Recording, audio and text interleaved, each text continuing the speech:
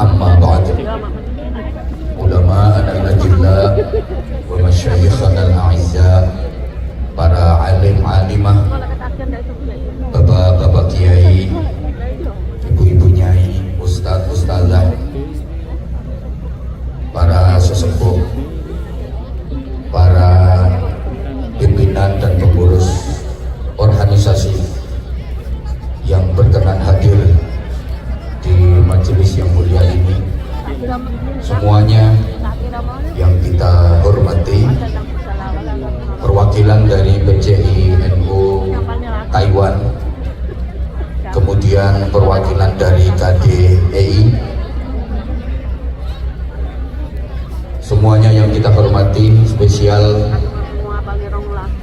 panitia dari jamaah Yasin dan Tahlil Musolla Nurul Iman yang kita cintai, yang kita banggakan. Kemudian teman-teman dari tim keamanan, dari sahabat-sahabat Banser, tepuk tangan untuk Banser Taiwan.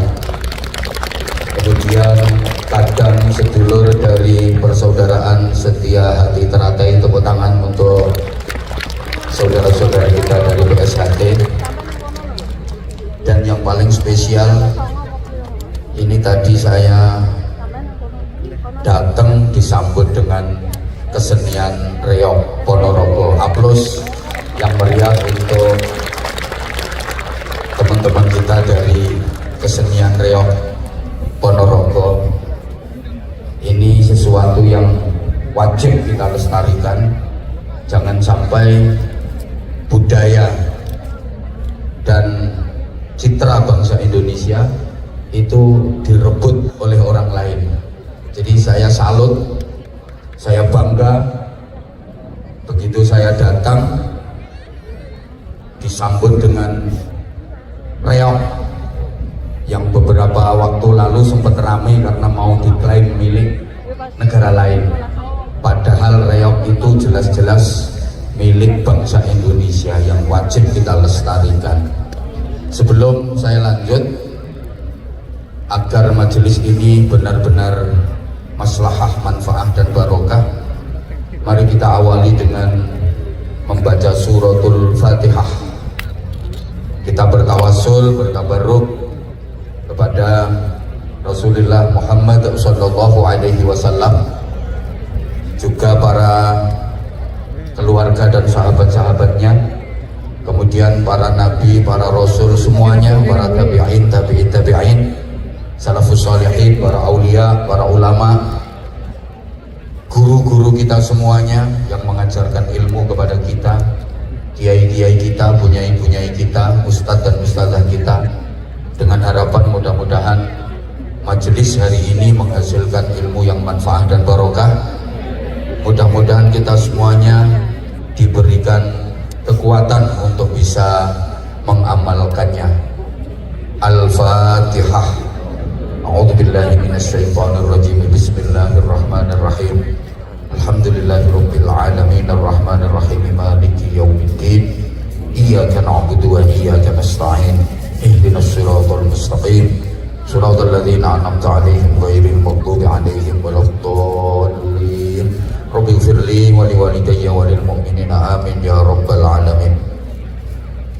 Selanjutnya para jamaah, seperti biasa mari nanti kita sama-sama baca basmalah Bismillahirrahmanirrahim 21 kali. Kemudian kita baca suratul Fatihah. Nanti ketika ayat iyyaka na'budu wa iyyaka nasta'in kita baca 11 kali dengan niat yang ikhlas, penuh keyakinan, memohon kepada Allah Subhanahu wa taala mudah-mudahan apa yang menjadi hajat-hajat baik dunia akhirat kita diijabah oleh Allah. Yang sedang punya masalah apapun permasalahannya, mudah-mudahan segera diberikan solusi dan jalan keluar yang terbaik. Yang sedang punya kesulitan, apapun kesulitan yang dihadapinya, semoga segera diberikan kemudahan. Yang sedang punya beban, semoga segera diringankan.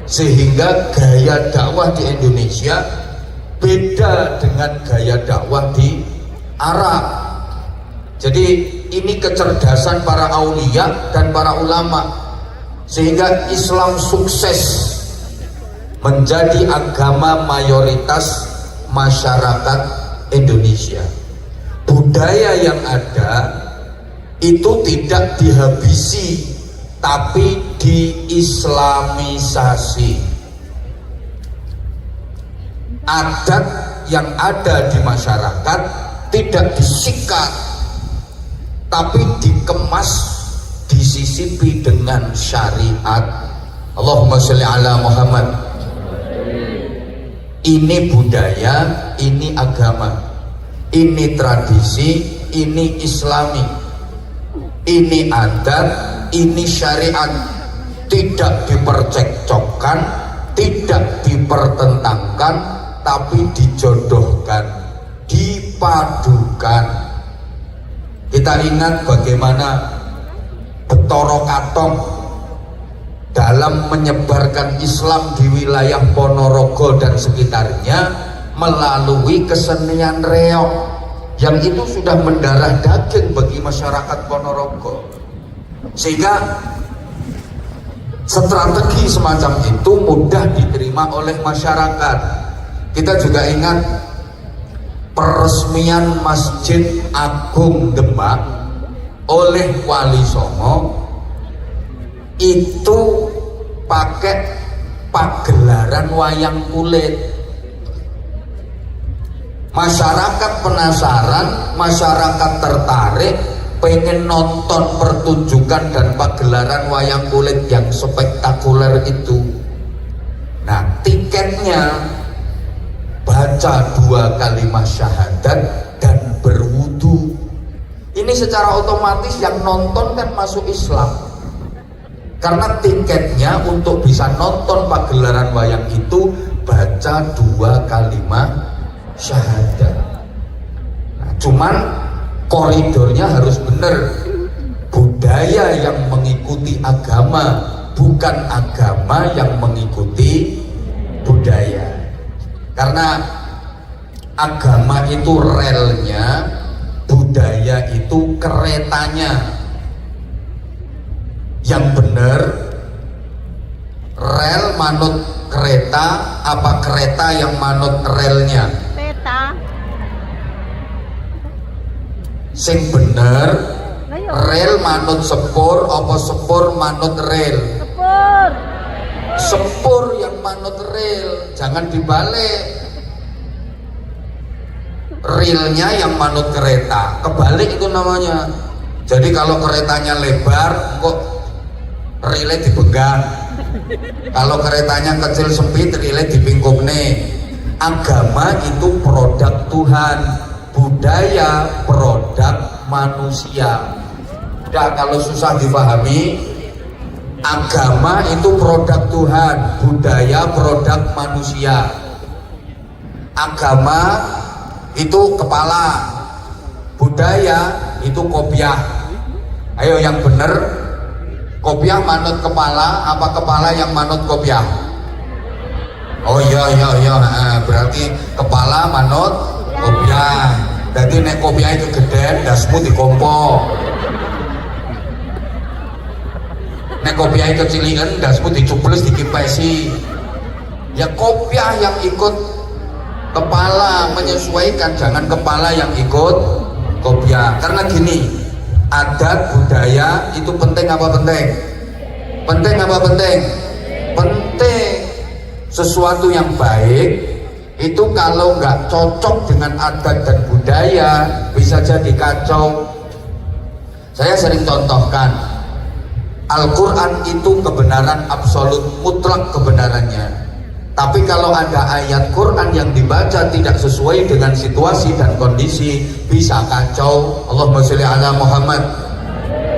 Contoh, di acara resepsi pernikahan, tamu-tamu sudah berdatangan, kedua mempelai sudah berada di pelaminan, acara dimulai, kemudian MC-nya mulai berbicara. Bapak-bapak, ibu-ibu, saudara sekalian, para hadirin yang terhormat, silakan duduk, silakan menikmati hidangan yang disiapkan oleh tuan rumah. Kita sama-sama saksikan kedua mempelai sudah bersanding di pelaminan. Mohon restu dan doanya, semoga kedua mempelai bisa membina mahligai rumah tangga yang sakinah, mawaddah, rahmah dan barokah. Sesuai dengan firman Allah, kullu nafsin dha'iqatul maut. Ini ayat Qur'annya salah apa enggak? Ya enggak, ayat Qur'an itu enggak ada yang salah. Salah sasarannya. Wong ayat pengantar jenazah kok dibaca di acara nikah, gitu loh. Jadi adat itu kalau enggak sesuai dengan situasi dan kebaikan, kalau enggak sesuai dengan situasi dan kondisi bisa jadi kacau. Orang mengucapkan salam aja gayanya beda-beda. Kalau MC ya kayak tadi, assalamualaikum, nyiarno aku ya kayak penyiar tinju.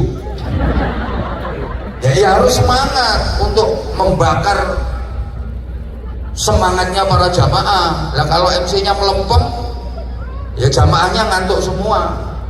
Nanti kalau ketemu temen di tengah jalan, salamnya assalamualaikum bro, gitu. Namu ke rumah orang gayanya beda lagi.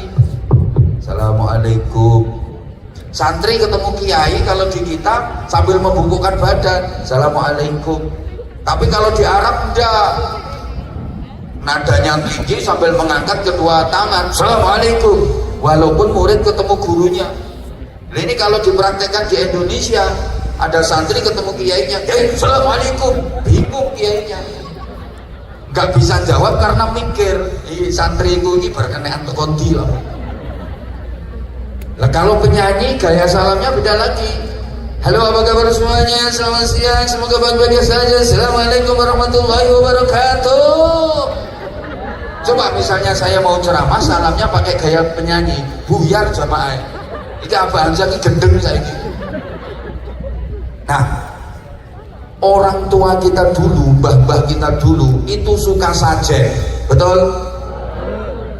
Sajen, kadang-kadang itu yang kaya, kalau sajen itu kambing atau sapi yang dipotong. Cara motongnya, yang penting ndase tugel. Terus dibawa ke tempat yang dikeramatkan, dipersembahkan untuk kidanyang, nyai danyang, siapa yang dianggap punya tuah dan punya berkah.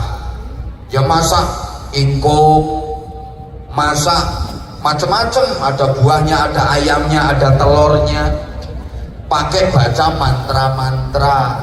Nah, Islam datang, tradisi semacam itu nggak langsung dihabisi, enggak, rohnya saja yang dirubah. Allahumma sholli ala Muhammad. Masaknya tetap, nyembelih kambing, nyembelih sapi, nyembelih ayam tetap, tapi pakai menyebut nama Allah. Ini yang saya maksud diislamisasi. Cara motongnya bukan asal tugel dasnya, tapi pakai aturan-aturan syariat. Masaknya nasi, ingkung, buah tetap oke, sementara tetap dibawa ke tempat yang dianggap keramat, tapi mantra-mantranya diganti dengan kalimah-kalimah thayyibah, diganti dengan doa-doa. Yang tadi namanya sajen dirubah selamatan, itu dari bahasa Arab salamatan. Tapi ilanti wong Ponorogo, ilanti wong Bojonegoro kan repot. Salamatan, kesuwen selamatan. Paham? Yang dicontoh siapa? Rasulullah Muhammad sallallahu alaihi wasallam. Sebelum Rasulullah diutus jadi nabi, ini budaya tawaf ini sudah ada di masyarakat jahiliyah. Ritual mengelilingi Ka'bah itu sudah ada sebelum Rasulullah diutus jadi nabi. Cuman orang jahiliyah itu ritual mengelilingi Ka'bahnya, mohon maaf, telanjang bulat. Gak ngerti telanjang bulat ya? Ya podo karo telanjang kotak itu. tanpa sehelai benang pun nempel di pakaiannya. Jadi lek keliling Ka'bah itu udah nggak usah bayang no gondal gandul. Ya memang begitu kok, sambil siul-siul, sambil baca-baca mantra. Nah itu ritual untuk sesembahan mereka, berhala-berhala yang ada di sekitar Ka'bah. Kurang lebih 365 berhala. Nah, Rasulullah diutus, ritual mengelilingi Ka'bah itu nggak dihapus, enggak, tetap, tapi diislamisasi.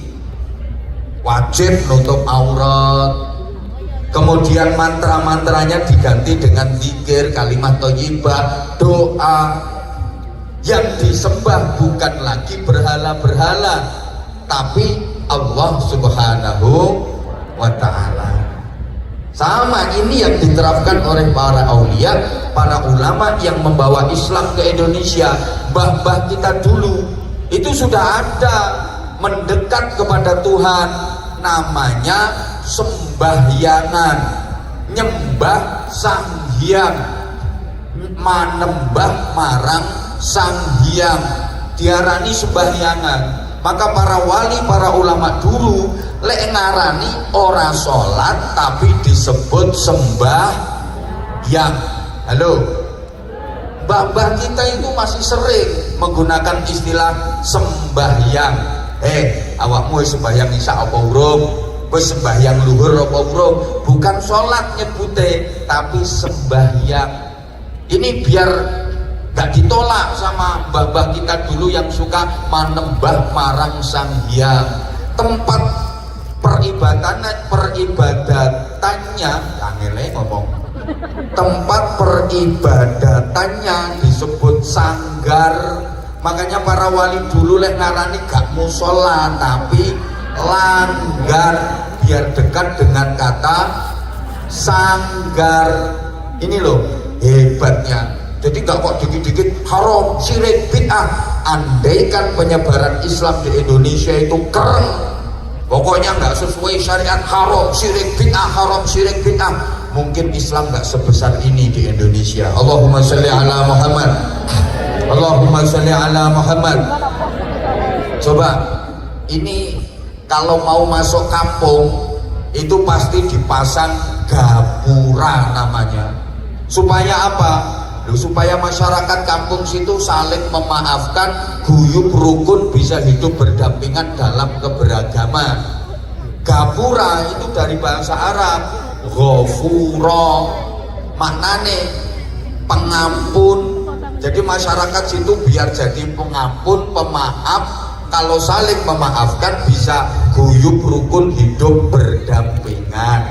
Ilate wong Jawa ampe ngomong ghafura angel, akhirnya diunekno gapura. Itu mau bilang syahadatain, artinya syahadat loro, kangelan jadi sekaten. Sampai sekarang masih ada itu budaya sekaten. Nah, wong Islam sing garis keras itu kan ngono langsung dianggap syirik lah, bid'ah lah, macam-macam. Gak dilihat nilainya, gak dilihat rohnya. Halo? Kalimah syahadah angel, kalimah sodo. Wong ilate wong Jawa. Wahid iki lho karepe alhamdulillahirabbil alamin, tapi karena gak bisa andulamin, lesanya andulamin tapi atine muji nang Gusti Allah. Nah ini jauh lebih keren, lebih bagus daripada lesanya fasih alhamdulillahirabbil alamin tapi atine bosok. Ada orang yang masih awam, maaf kepingin belajar Islam, wong dia masih belum kulino jilbaban kaya kuwi. Urung kulino kok dipaksa piye, wis gak apa-apa sementara ngono-ngono. Gelem melu ngumpul ngene wis apik kok engko suwe-suwe perlahan iso-iso ngalahi sing saiki ketoke jilbaban tapi atine endel ngono kuwi.